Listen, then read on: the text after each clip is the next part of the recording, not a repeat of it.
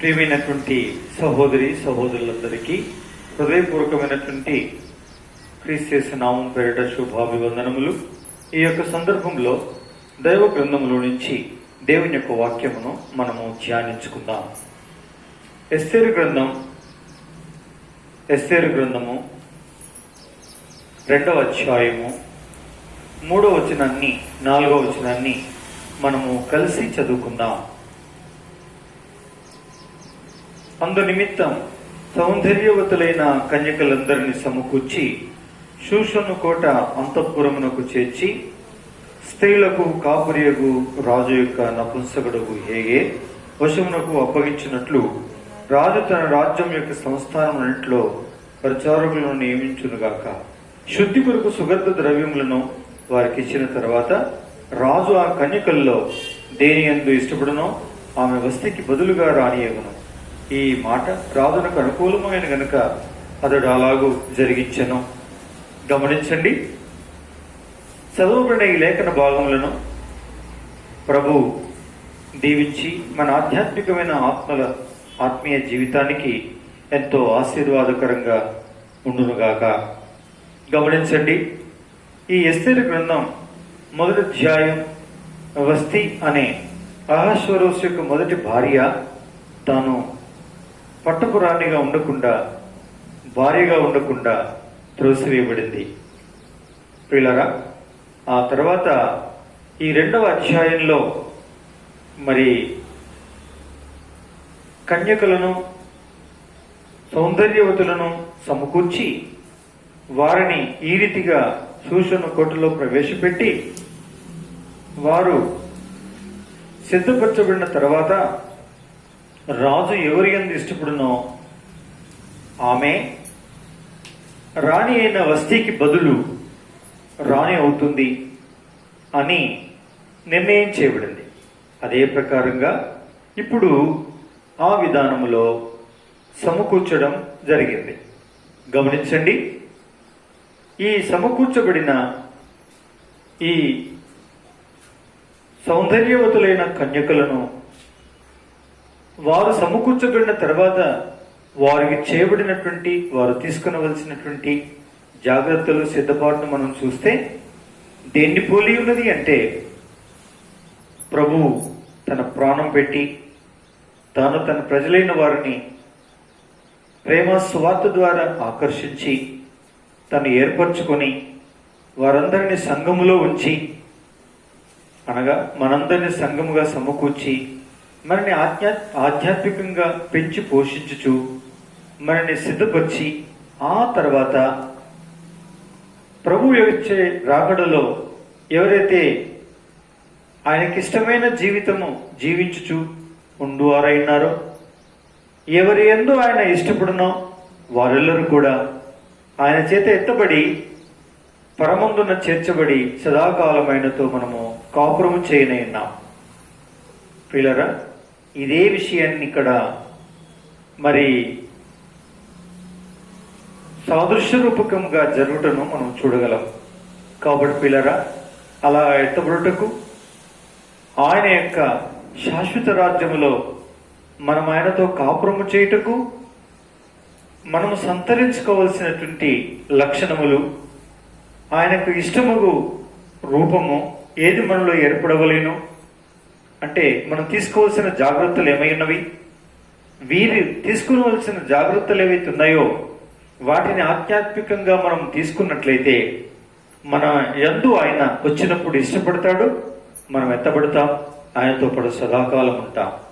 నా ప్రియ సహోదరి సహోదరులారా, అందుకే దేవుని యొక్క వాక్యములో మనము 2వ అధ్యాయం 3వ వచనంలో చూస్తే వీరు ముందు సౌందర్యవతులయ్యారు.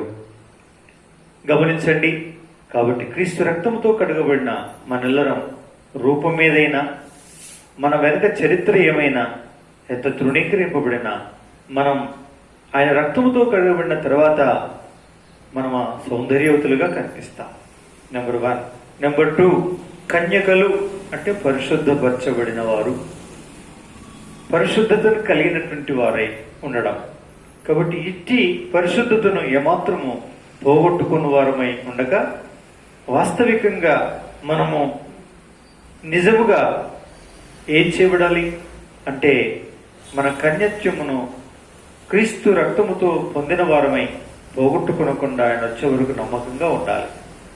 నెంబర్ 3, శూషను కోట అనగా లిల్లీ పుష్పమని అర్థం ఇచ్చే కోట, పరిమళం వెదజల్లేటువంటి అంటే మంచి లక్షణాలు కలిగిన మరి సత్యమును అనుసరించే వారమై ఉండి, స్తంభములమై ఉండి, ఆధారమై ఉండి, జీవముల దేవుని యొక్క సంఘములో జీవం ప్రవహించేటువంటి సంఘములో ఉండి మనం సిద్ధపడవలసిన వారమైనా.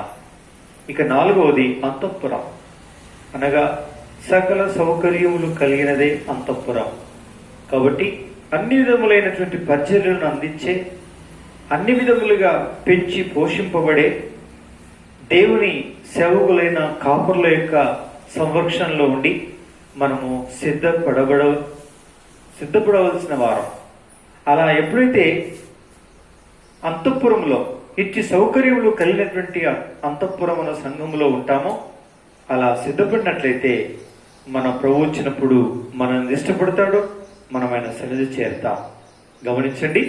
ఇక 5వది ఏంటంటే స్త్రీలకు కాపరియగు రాజు యొక్క నపుంసకుడవు ఏగే.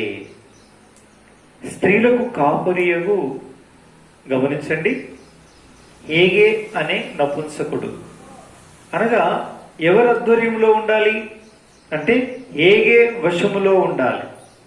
గమనించండి. ఏగే అంటే అర్థం ఏంటంటే ధ్యానము అని అర్థం. ధ్యానం. గమనించండి. దేవుని ప్రజలైనటువంటి వారు, క్రీస్తు రక్తము చేత కడగబడిన వారు, యేసు ప్రభు యొక్క కృప చొప్పున రక్షింపబడి సంఘముగా సమకూర్చబడువారు ఏ విధమైనటువంటి సిద్ధపాటును కలిగి ఉండాలి అంటే దేవుని యొక్క వాక్యం చెప్తుంది ఇక్కడ హేగే వశమందు ఉండాలి అంటే దాని అర్థం ఏంటంటే పిల్లరా, మనం ఆయన ధ్యానములో మనం ఉండాలి. ఆయన ధ్యానములో ఉండాలి. ఆయన ధ్యానం అనేటువంటి వశము అయి ఉండాలి. ప్రేమినటువంటి వాళ్ళరా, ఈ ధ్యానం అనేటువంటిది ఎవరి వశమందుంటే సాధ్యపడుతుంది? లౌకికమైన ఆశల వశమందు అయ్యున్నామా? అయినట్లయితే ఏమాత్రము కూడా పనికిరాదు. గమనించండి, ఏమాత్రం పనికిరాదు. అంటే మనము లోకవశమవుతే, ఐహిక విచారముల వశమవుతే, ఐహిక సంపదల వశమైతే, ఐహిక సంబంధమైనటువంటి జీవనోపాధి సంబంధమైన వాటి వశమవుతే పిల్లరా, మనం ఎట్టి పరిస్థితుల్లో కూడా మనం ప్రభువు చేత ఆకర్షింపబడం. మన ప్రభువు మన యందు ఇష్టపడడు. అందుకే మనం ఆయన ధ్యానమని అర్థమిచ్చే ఏగే వశములో ఉండి మనం ఆయన రాకడ కొరకు ఎదురు చూస్తూ ఉండాలి. ఈ యొక్క హేగే వశమందుండడము అనే ఈ విషయం దేని చూపిస్తుంది అంటే పరిశుద్ధాత్మ యొక్క వశమందు ఉండాలి. మన మాటలు, మన తలంపులు, మన ఆలోచనలు, మన యొక్క వ్యవహారాలు, మన ఆర్థిక వనరులు, మన యొక్క చర్యలు అన్నీ కూడా ఏ వశమై ఉండాలి?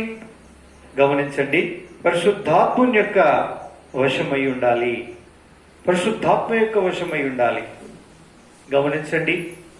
అవును, మనము చేసే ప్రార్థన అధికమవుతే, మనం ఆరాధన అద్భుతముగా చేయించు ఉండువారమైతే, దేవుని యొక్క వాక్యమును నిరవధికంగా మనము ధ్యానిస్తూ ఉన్నట్లయితే, ఎడతెగక ఆయన సహవాసములో కొనసాగుతున్న వారమైతే వీళ్ళగా ఆటోమేటిక్గా మనము ప్రభు యొక్క ఆత్మవశము అయ్యే అవకాశం ఉంది.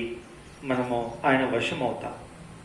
కాబట్టి వీళ్ళరా, ఈ యొక్క ధ్యాన వశము హేగే అనే పరిశుద్ధాత్మ యొక్క వశం ఎప్పుడైతే అవుతామో నా ప్రియులరా, అప్పుడు మన యొక్క మాటలు ఆయనకి ఇష్టంగా ఉంటవి, మన చూపులు ఆయనకి ఇష్టంగా ఉంటవి, మన వైఖరి అంతా కూడా ఆయనకి ఇష్టంగా ఉంటుంది. తెల్లవారి లేచింది మొదలు పిల్లరా రాత్రి పడుకునేంత వరకు కూడా ఏ విధమైనటువంటి అవాంతరమును అభ్యంతరమును మన ప్రభువుకు, మన ప్రభు యొక్క ఆత్మకు కలిగించని వారమై జీవించే అవకాశం ఉంది. అందుకే మనం ఉదయం లేవగానే పిల్లరా ఎవరి ముఖమును చూడకుండానే మన ముఖం మనం కూడా మన యొక్క నిలువుటద్దములో చూసుకోకుండానే మొట్టమొదలుగా మన కళ్ళు తెరవక ముందే మన కన్నులు మూసుకుని వారమై మన ఆత్మీయ నేత్రాలతో మన ప్రభువుని చూసే అనుభవాన్ని కలిగి ఉండాలి. మన నోటితో ఎవరితో మాట్లాడకముందే మన ప్రభువును స్తుతించి ఆయన్ని ఆరాధించు వారమై ఉండాలి. మన అక్కర అవసరత ఎవరికి తెలియజేయకముందే మనం ఆ దినమంతరికి కావలసిన, ఆ వారమంతరికి కావలసిన, ఆ నెలంతరికి కావలసిన అత్యవసరమైన, అవసరమైన, సామాన్యమైన, అసామాన్యమైన అన్ని విషయాలను మన ప్రభు దగ్గర మనం ఎత్తిపట్టి మనం ప్రార్థన చేయ బద్దులమై ఉన్నాం. నా ప్రియమైనటువంటి సహోదరులారా, ఎప్పుడైతే ఈ అనుభవాన్ని మనం కలిగి ఉంటామో ఆ దినమంతా పరిశుద్ధాత్ముని యొక్క వశమందుండే అవకాశం ఉంటుంది.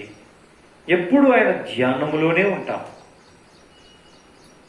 మన తలంపులు, మన ఆలోచనలు, మన వైఖరంతా కూడా ఆయన ధ్యానము, ఆయన నామం పేరిటనే మనము చేసేవారిగా ఉంటాం. అప్పుడు ఆయనకు అంగీకారంగా మనము సిద్ధపడు వ్యక్తులమవుతాం. ఎందుకంటే మన విభుడు, మన ప్రియుడు మనల్ని ఆకర్షించడానికి, మనల్ని చేర్చుకోవడానికి రాబోతున్నటువంటి ఆ పెళ్లి కుమారుడను యేసుక్రీస్తు ప్రభువారు ఏ దినం ఎప్పుడొస్తాడో, ఎప్పుడొచ్చి ఎవరిని చూసి ఇష్టపడతాడో ఎవరికి తెలియదు. సరే, ఆయన రాలేదు, ఆలస్యమైంది, మనమే పోవడం అనేటువంటిది సంభవించింది, మనం పోయే సమయం దగ్గరికి వచ్చింది అనుకోండి, అయినా పర్వాలేదు. పిల్లరా, ఆయనకు అంగీకారమైనటువంటి, ఆయనకి ఇష్టం పుట్టించేటువంటి లక్షణాలే మనము కలిగిన వ్యక్తులమై జీవిస్తూ ఉంటే ఆయన మెచ్చి తన పరమ గృహంలో ఏం చేస్తాడండి, మనల్ని చేర్చుకుంటాడు. ఆయన సన్నిధిలో చేరిపోతాం. ఇంతకంటే గొప్ప భాగ్యం ఇంకేముందండి? కాబట్టి నా ప్రియులరా, మీరు ఎవరి వశమందున్నారు? అందుకే భక్సింగ్ గారు తన పరిచర్యలో ఎన్నో ప్రాముఖ్యమైనటువంటి విషయాలని తను అనుభవించి తన సహవాసులైన వారందరికీ బోధించి అభ్యసింపు చేసినటువంటి వాటిల్లో ప్రాముఖ్యమైనది ఏంటో తెలుసండి? ప్రాతకాలమున మౌన ధ్యానం అనేటువంటి సమయం. మౌన ధ్యానం అనగా ప్రభు సన్నిధిలో ధ్యానించడం. పిల్లరా, ఎవరండి ధ్యానం అనేటువంటిది చేస్తారు? ఈ ధ్యానములో వారు ఏమవుతారు? ఈ ధ్యానం అనేటువంటి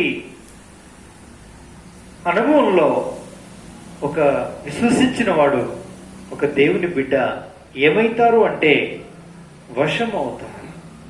ఎవరి వశమవుతారు? దేవుని వశమవుతారు.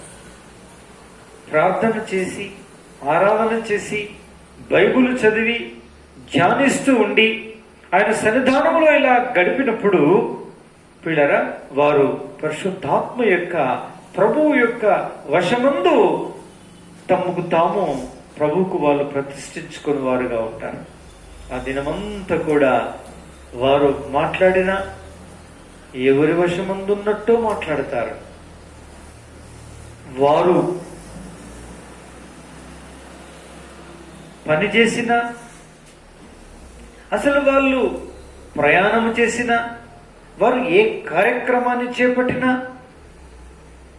అనిపిస్తుంది. వీరు ఎవరి వశమందున్నట్టు మాట్లాడుతున్నారేంటి అనిపిస్తుంది. అందుకే ఏమంటారు, వెంటనే మాట ఇవ్వలేరు. సరే ప్రార్థన చేద్దామండి అంటారు. అంటే నేను ప్రభువుకు చెప్పకుండా నేను ఏ మాట ఇవ్వలేను అని అర్థం. అంటే నా విభుని వశమందు నేనున్నాను అని బ్రతుకుతూ ఉంటారు. దేని కొరకైనా వారి సంభాషణలో ఏమర్థమవుతుందంటే, నేను ఫలానా వారి వశమందున్నాను అని వారి సంభాషణ, వారి మాటలు, వారి క్రియలు, వారి తీర్మానములు అన్నీ కూడా ప్రేమిన వల్లరా మరి అర్థమవుతుంది, ప్రస్ఫుటం అవుతుంది. నేను ఒకసారి బ్యాంకులోకి వెళ్ళి ఏదో మాట్లాడుతూ ఉండి కౌంటర్ దగ్గర ఆ మేడంతో మాట్లాడుతూ ఉండి, సార్ ఇప్పుడు చేస్తారా అండి అని అన్నదామె. అన్నప్పుడు అదే అమ్మా ఆ తలంపు ఉంది అన్నాను. ఏంటి సార్ ఈ మాట చాలా క్రొత్తగా ఉంది, మీరు క్రైస్తవులా అని అడిగింది. ఇంక కొద్దిసేపు నాకు అడిగింది, మీరు పాస్టర్ గారా అని అడిగింది. అవునండి అన్నా. మీరు ఎలా గమనించారు అని అంటే, మీ మాటలు అర్థం అవుతున్నాయండి, మీరు మీ వశమందు లేరు, మీరు ఎవరి వశమందో ఉన్నట్టు మాట్లాడుతున్నారు. అందుకే నాకు పసిగట్టేశాను, నాకు అర్థమైంది. నాకు కొంత క్రిస్టియన్ కమ్యూనిటీతో సంబంధం ఉంది సార్ అని అన్నది. నా ప్రియమైనటువంటి వాళ్ళరా, మన మాటలు, మన తీర్మానాలు, మన పనులు, మనము చేసేవన్నీ కూడా ఎదుటి వ్యక్తికి అర్థమవుతుంది. ఏమని అర్థమవుతుందంటే, వీరు ఎవరి వశమందో ఉన్నారు, వీరి వశమందు లేరు అని అర్థమవుతుంది. చూసారా? అవును. ఎందుకు చెప్పండి? అవును, మనకు అర్థమైంది. మనం కాదు, మనము జీవించున్నది మనము కాదు, మనం బ్రతుకున్నది మన కొరకు కాదు అనేది మనకు అర్థమైంది. పిల్లరా, అర్థమైనంత మాత్రాన అర్థమైన వాళ్ళు ఎంతో మంది లేరా? కానీ వారి జీవితమంతల్లో ఎవరిని చూసినా సరే వీరు ఫలానా వారి వశమందు, ఎవరి వశమందు ఉన్నట్టు మాట్లాడుతున్నారేంటి అని గుర్తుపట్టగలరా? గుర్తుపట్టలేదు.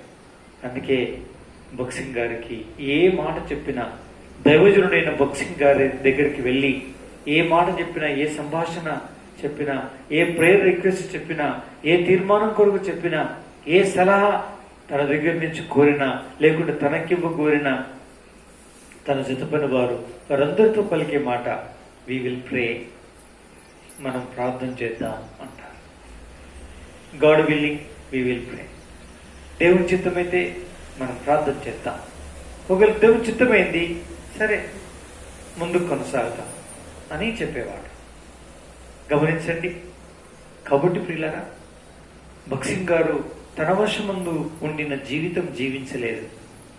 దైవజనుడైనటువంటి బక్సింగ్ గారు తన ఆధ్వర్యంలో ఉన్నటువంటి సేవ తాను చేయలేదు. తాను ఎవరి ఆధ్వర్యంలోనో, ఎవరి వశమందున్నట్టో తాను జీవించాడు, సేవించాడు, ప్రార్థించాడు, బోధించాడు, నడిచినాడు, తీర్మానం చేశాడు. అందుకే ప్రభు వశమందున్నట్టు తన మాటలు, తన ప్రార్థనలు, తన చర్యలన్నీ కూడా అలాగే ఉండినవి. అందుకే దేవుడు తనను, తన పరిచర్యను విస్తరింపు చేసి, వ్యాపింపు చేసి, అభివృద్ధిపరిచి అనేక లక్షలాది ఆత్మలు మేలు పొంది, క్షేమాభివృద్ధి పొంది, సంఘాల్లో స్థిరపరచబడి ఏం చేయబడ్డారు? ఒక్క మాట చెప్పాలంటే, నా ప్రియమైనటువంటి వాళ్ళరా, మేలు పొందారు, క్షేమాన్ని పొందారు, ఆశీర్వాదమును పొందినారు. విస్తారమైనటువంటి ఆత్మలు ఆయన సమకూర్చుకోగలిగాడు.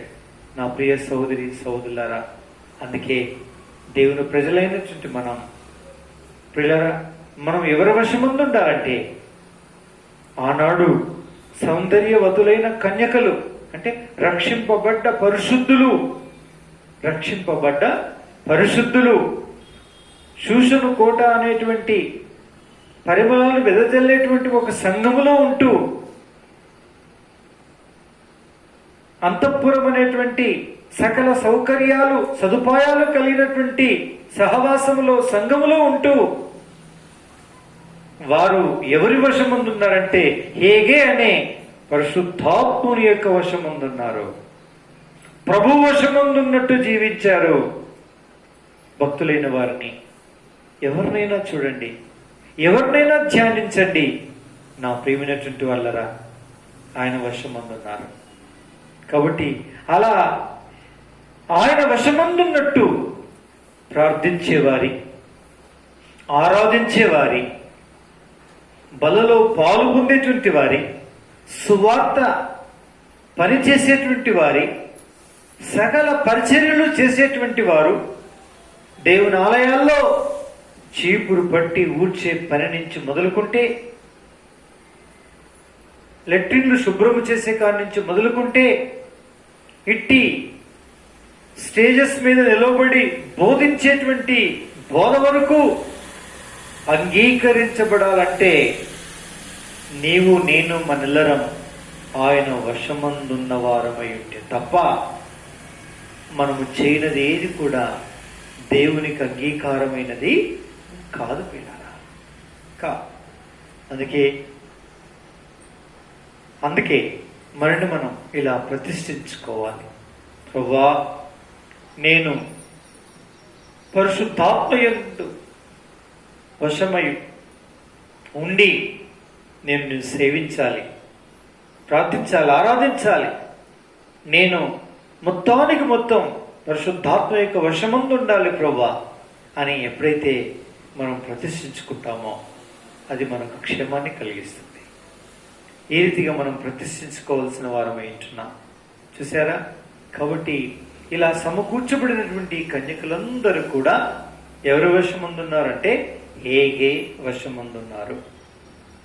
కాబట్టి ధ్యాన వశమందున్నారు. అందుకే మన ధ్యానం, మన ధ్యాస, మన సమస్తం ఆయన వశమందుండేదానికి మనల్ని మనం ఏం చేసుకోవాలి? ప్రతిష్ఠించుకోవాలి. ఇది శ్రేష్టమైన క్రైస్తవ జీవితంలో, పరిచర్య జీవితంలో, సేవా జీవితంలో ఒక అద్భుతమైన దివ్య లక్షణం. దీన్ని సంతరించుకున్న వారు నిజముగా ధన్యులు. ఈ అనుభవాన్ని కలిగి ఈ అనుభవాన్ని అలవర్చుకున్నటువంటి వారు మరీ ధన్యులు. వారు ఆ విభుని రాకడ కొరకు వారు ఎదురు చూస్తున్నామని చెప్పకుండానే ఎదురు చూచువారై ఉంటారు. మేము సిద్ధపడ్డామని అనకుండానే వారు సిద్ధపడిపోయినటువంటి వారు పిల్లరా. అట్టి వారికి ఏ విధమైన ప్రమాదము లేదు. ప్రభు ఏ క్షణం ఏ దినం వచ్చినా ఆయన వచ్చినప్పుడు ఆయన తప్పనిసరి అట్టి వారి మీద తనకు అభిష్టం ఏర్పడుతుంది, ఇష్టం ఏర్పడుతుంది. ఆ ఇష్టం ఏర్పడినటువంటి వారందరినీ ఆయన ఆకర్షించుకుంటారు. ఆయన సన్నిధిలోనికి వెళ్ళిపోయి సదాకాలం ఆ నిత్య నివాసములో ఏమవుతారండి? ప్రవేశిస్తారు. ఇదే కదా క్రైస్తవ జీవితం యొక్క అంతిమ నిరీక్షణ యొక్క హద్దు, సరిహద్దు. నా ప్రియులారా, ఇదే నిరీక్షణ. కాబట్టి ఇది నువ్వు కలిగి ఉన్నావా? కలిగి లేవు అనుకోండి. అందుకే వచ్చిన ప్రార్థన చేసుకొని ప్రభుకు మనని మనం ఏం చేసుకోవాలి? ప్రతిష్ఠించుకోవాలి. ప్రభువా, దయచేసి నన్ను జ్ఞాపకం చేసుకో, నన్ను నేను నీకు అర్పించుకుంటున్నాను అని అర్పించుకుంటే దేవుడు ఏం చేస్తాడు? అంగీకరిస్తాడు. ఇది హేగే యొక్క వశముందుండడము అనేది. కాబట్టి నా ప్రియమైనటువంటి వల్ల అందుకే ప్రతి నిత్యము కూడా అట్లా వశముందున్న వారి యొక్క జీవితంలో ప్రతి దాంతో కూడా వారు ఏం చేస్తారండి? ఎవరి వశముందున్నారో ఆయన వైపు అనేకులను ఏం చేస్తారండి? ఆకర్షిస్తారు. వారు ఆరాధన చేయటం ద్వారా ఆకర్షిస్తారు. వారు ప్రార్థన చేయటం ద్వారా ఆకర్షిస్తారు. వారు సువార్త ప్రకటించడం ద్వారా ఆకర్షిస్తారు. వారు ప్రభు యొక్క లక్షణాలు సంతరించుకొని జీవించువారయండి అనేకుల్ని ఆకర్షిస్తారు. ఎంతో అద్భుతమైనటువంటి సాక్ష్యము కలిగిన వ్యక్తులై ప్రభు మహిమార్థం వాళ్ళు జీవిస్తూ ఉంటారు. ఇది ఉన్నదా? ఇది నువ్వు నిజంగా అనుభవించగలుగుతున్నావా? నిన్ను చూసి ఎవరైనా ఈ విధంగా నేర్చుకోగలుగుతున్నారా? ధన్యుడు, ధన్యురాలు. అందుకే ఒక సహోదరి తాను పని అయిపోయిన తర్వాత 10 తర్వాత 11, 12 ఆ ప్రాంతంలో ప్రక్కిళ్ళు, ఆ వీధిలో ఉండేవారిల్లు, ఏదో ఒక ఇల్లు ఒక్కొక్క రోజు మరి నిర్ణయం చేసుకొని ప్రభు యొక్క ప్రేమ మృతముతో కలిసిన మాటలు మాట్లాడుతూ వారి చేతిలో ఏ పని ఉంటే ఆ పని తాను కూడా చేయుటకు తీరికగా కూర్చొని ఆ పని చేయించు ప్రభు యొక్క ప్రేమ వార్తను చెబుతూ వారిని మళ్ళీ పలానా రోజు పలానా దగ్గర కూడిక ఉందండి, మీరు రాగలరా, దయచేసి రండి అని వారికి చివరికి ఆ మాటలు చెప్పి వచ్చేసి అట్టి కుటుంబాన్ని, అట్టి ఆ యొక్క గృహిణిని కలిగుండబోయేటువంటి ఆ కూటములకు, వారింటిలోనే కలిగుండే స్త్రీల కూటానికి, ఇంకా నానా విధములైనటువంటి కూటములకు అనేకులను ఆహ్వానించి ప్రభువులోనికి నడిపించిన ఒక ఆత్మల సంపాదకురాలు. చూసారా? అవును, ప్రభు వశముందున్న వారు ఎవరు పని చేస్తారండి? ప్రభు పని చేస్తారు. ప్రభు వశమందు ఉన్నటువంటి వారు వారి సొంత వశమందున్న వారు వారి సొంత కొరకు వారి వైపు ఆకర్షించుకుంటారు. ప్రభు వశమందున్న వారు ప్రభు వైపు ఏం చేస్తారు? ఆత్మల్ని ఆకర్షిస్తారు. అట్లా ఆమె అనేకులను ప్రభువులోనికి నడిపించుటను ఆమె జీవితం గూర్చి ఆ సంఘమంతా సాక్ష్యం ఇస్తుంది. నా ప్రియమైనటువంటి వాళ్ళరా, అందుకే మనము దర్శించిన, మనము మాట్లాడిన, మనము మరి ప్రేమించిన ప్రభు వశమందున్న వారమైతే ప్రభు వైపు మనం ఏం చేస్తామంటే అనేకుల్ని ఆకర్షిస్తాం. కాబట్టి మనం ఎవరి వశమందున్నామో మనకు అర్థమైపోద్ది. కొద్దిమంది భార్య వశమందు ఉంటారు, భర్త వశమందు ఉంటారు, మరి వారి కుమారులు కుమార్తెల వశమందు ఉంటారు. ఇంకా వారికి ఏమైనా సంభవిస్తే వారి ప్రాణాలు పైపైనే ఎగిరిపోతాయి అంతే. ఇంకా వారు ప్రభునందు విషయం మరి ప్రభు వశమందు ఉండరు. వారు ఆస్తిపాస్తులు, ఇల్లు వాకిళ్ళు, పేరు ప్రఖ్యాతులు, ఈ భూలోక సంబంధమైన వేటి వశమందో ఉంటారు. కానీ ఒక్కటే ఏంటంటే ప్రభు వశమందు తప్ప ఇంకన్నిటి వశంలో ఉంటారు కొద్దిమంది సాయంకాలం అవుతుంది అనుకోండి, ఇంకా వాళ్ళ కుతి కొట్టుకుంటూ ఉంటుంది. వీరు పోయటంలో దిట్ట, దాని వశమందు ఉంటారు. ఆ సమయం అయిందంటే ఎవరో పిలుస్తున్నట్టు పరుగున పరిగెత్తడానికి, ఆతురపడి అటువైపు వెళ్ళడానికి ప్రయత్నాలు చేస్తూ ఉంటారు. ఈ విధంగా ఉండువారికి వారి జీవితంలో తృప్తి, నెమ్మది, శాంతి ఉండదు. ఎంతో మంది ఎన్ని విషయాల్లో వశమందు అవుతారు, వశమైపోతారు, కానీ ప్రభువు వశమందు మాత్రము కారు. అందుకే ప్రభు వశమందు కాని వారికి శ్రమలు, బాధ, కష్టము, నష్టము, వేదన ప్రతి దినం ఒక గండంగా, ఎంతో ప్రమాదకరంగా, బాధకరంగా ఎల్లదిస్తూ ఉంటారు. నీ పరిస్థితి అలాగే ఉంటే నువ్వు సరిచేసుకోవాలి, సరిపెట్టుకోవాలి.